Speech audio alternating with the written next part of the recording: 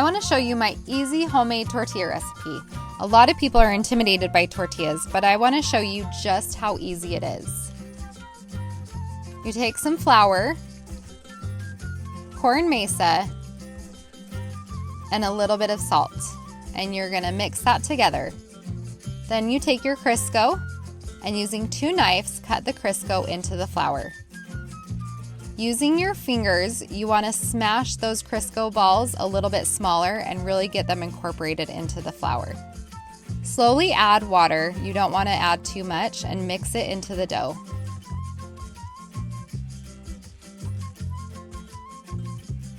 Then knead your dough for about 2 minutes. Add a little bit of flour if it's too sticky. Cut the dough into about 16 pieces. If you want to double your recipe, it's really easy and it will make about 32 tortillas. Roll the pieces out into balls. Cover with a towel for about 30 minutes.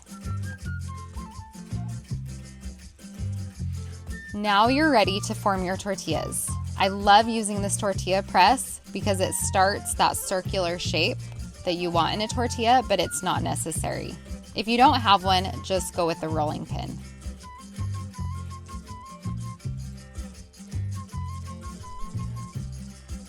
Roll out nice and thin. I love rotating my dough so that it's even and consistent.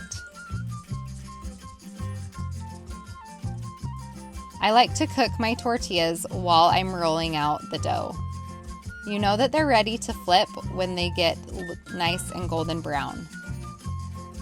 The tortilla warmer is a must. It keeps your tortillas nice and fresh and warm and ready for your taco night. So easy, your kids are gonna love it. It's always a highlight and really elevates our taco night.